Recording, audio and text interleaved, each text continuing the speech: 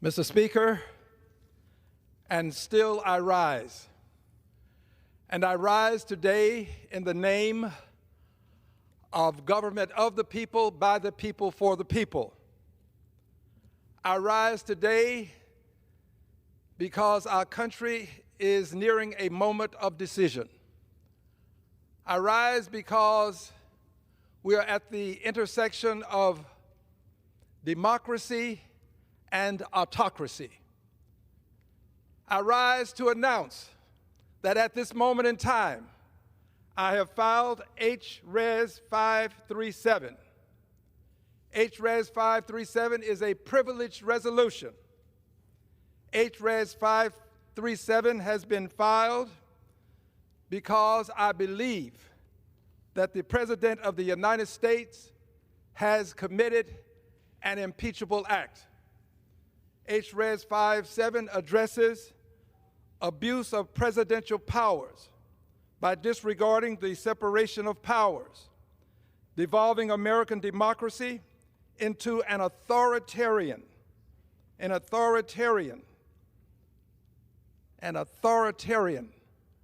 government, usurping congressional power to declare war. Mr. Speaker, I take no delight in what I'm doing. I do this because I love my country. I do this because I understand that the Constitution is going to be meaningful or it will be meaningless. I do it because I understand that the President of the United States of America has a duty to consult Congress before taking this country to war. I do it because no one person should have the power to take over 300 million people to war without consulting with the Congress of the United States of America. I do this because if I do not, this authoritarian president that we currently have will continue to assume power. He has already instigated an assault on the citadel of democracy, the capital of the United States of America. He went so far as to pardon the persons who were actually involved in the assault. He has denied persons due process of the law. I believe that if we do not take immediate action, this authoritarian president will not only devolve the country into authoritarianism, I believe he is a would-be dictator who would become a dictator. So I today announce that later today, I will bring these articles of impeachment to the floor and I will call for a vote. I believe that the hour of decision is upon us and we all have to decide, are we going to go down and choose the path of democracy, or we allow ourselves to choose the low road of autocracy? I believe that this country has come too far to allow a single person to declare war without conferring with the Congress of the United States of America. This is where I stand, this is what I will do, and I do it in the name of my country that I love dearly. I thank you, Mr. Speaker, and I yield back the balance of my time. The gentleman yields. Members are reminded to refrain from engaging in personalities towards the president. We basically have two countries that have been fighting so long and so hard that they don't know what the fuck they're doing. Do you understand that? Do you let me zoom out. We'll just talk about foreign affairs quickly, and then we'll zoom back in on the big, beautiful bill. I know the conflict in the Middle East is top of mind for everyone, and it is for us as well. Over the weekend, of course, President Trump fulfilled what was a bipartisan, long-standing national security priority by carrying out successful strikes on Iran's nuclear facilities. Everyone around the world applauded this expertly performed duty by our extraordinary, unmatched military. Some of them applauded loudly and openly, and some of them quietly, but everybody except the evil regime in Iran knows this was the right thing to do. It's important to remember who we're discussing here, okay? Evil is the right word. Iran is the largest state sponsor of terrorism on planet Earth. The Iranian regime has been responsible for thousands of American deaths over the years, and an untold number of maimings with roadside bombs all over the Middle East. They have funded and propped up terror proxies like Hamas, Hezbollah, and the Houthis, and their stated goal is the death and destruction of America, and of course Israel. That's why for decades presidents have talked tough on Iran. They've talked tough.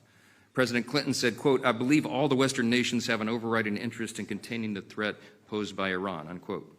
President Obama, he said, "I have stated that Iran will never be allowed to obtain a nuclear weapon," unquote.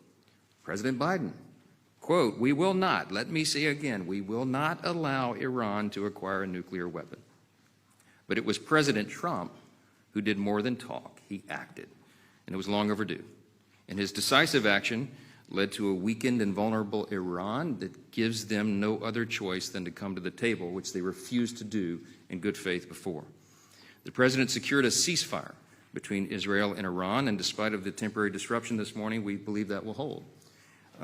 Peace in the Middle East has never been closer within our grasp, and that is something that we should all embrace and applaud. And we were heartened to see even people on the other side of the aisle, right-thinking, common-sense folks, say that this was the right move.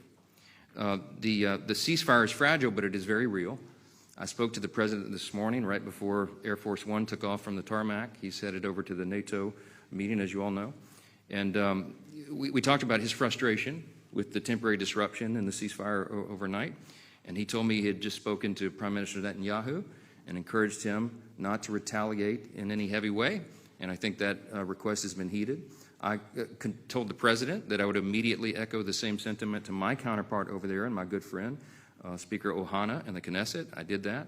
I believe that Israel and the United States are locked arm in arm on this, and that unified front and that common goal is what is going to maintain peace. So I just want to say overall, this is America First policy in action. This is, as has been said here already this morning, the penultimate demonstration of peace through strength. This is what it means. But you got to have a strong commander-in-chief to make sure that happens. Regarding the presidential authority, now naturally, of course, we've got some Democrats here on Capitol Hill who they have an allergic knee-jerk reaction to anything that President Trump does, no matter how noble and good. And they of course, are opposed to his latest work to make Americans safer and bring peace in the Middle East, if you can imagine that. Some have even called for his impeachment over this. It's absolutely outrageous. It would be comical if it were not so serious and stupid. Let me be clear, and be as clear as possible. The strikes on Iran's nuclear facilities were clearly within President Trump's Article 2 powers as commander-in-chief. It shouldn't even be in dispute. Allow me to put my constitutional law hat on for a moment, because that's what I used to do, because both the law and the precedent are important for everyone to understand here. This may answer a lot of questions that you might ask this morning. The framers of our Constitution never intended for the president to seek the approval of Congress every time he exercises his constitutional authority under Article 2 as commander-in-chief. Alexander Hamilton argued in Federalist number 70, just for one example, that, quote, "Energy in the executive is a leading character in the definition of good government. It is essential to the protection of the community against foreign attacks," unquote. This is why the framers did not explicitly set restrictions on the president when it comes to using military force. They understood something very practical about our matchless legislative body here in our Constitution. The way the Congress was set up, they knew it would be a deliberative body, and they knew that process by necessity would take time. And in an emergent and imminent situation, time is not something we always have the luxury of. And so they wanted, in moments of danger and conflict abroad, for one single hand of authority to have that authority to act decisively and effectively. Now we're hearing some talk about the War Powers Resolution. What is that exactly? Congress passed that legislation in 1973 under President Richard Nixon. It bars the use of armed forces in conflict beyond 60 days without congressional authorization or a formal declaration of war. A 30-day withdrawal period follows thereafter under the statute. It also requires that the president inform Congress within 48 hours of use of military force. Obviously, President Trump did that. Obviously, in the modern era with the 24-hour news cycle and social media, nothing goes by unnoticed. This might have made some sense in 1973, but I'm not even sure it was constitutional, and I'll tell you about that as well. Many respected constitutional experts argue that the War Powers Act is itself unconstitutional. I'm persuaded by that argument. They think it's a violation of the Article 2 powers of the Commander-in-Chief. I think that's right. If you look back at the Founders' intent, you read the Federalist Papers, you read the records of the Constitutional Convention, I think that is right. And many more scholars believe the President is correct to use this executive authority in exactly the manner that he did over the weekend. I am a jealous guardian of Congress's Article I authority. We are the defenders of it here, and we take it seriously, and I always will be. But exercising the authority to declare war isn't something we've done since World War II. And everybody in this room knows, since then we've had more than 125 military operations, from Korea and Vietnam to Iraq and Afghanistan. They have occurred without a declaration of war by Congress. Presidents of both parties have exercised that authority frequently. A few recent examples: President Biden ordered strikes on Iraq, Syria, and Yemen. President Obama launched an 8-month-long bombing campaign in Libya to oust Gaddafi. President Clinton initiated air patrols and air strikes in Bosnia and a bombing campaign in Yugoslavia. Every one of those actions were taken unilaterally and without prior authorization from Congress. The bottom line is the Commander-in-Chief is the President. The military reports to the President, and the person empowered to act on the nation's behalf is the President. The last few days have unfolded exactly as the law outlines and as history has demonstrated and as the framers of the Constitution intended. I'm convinced of that.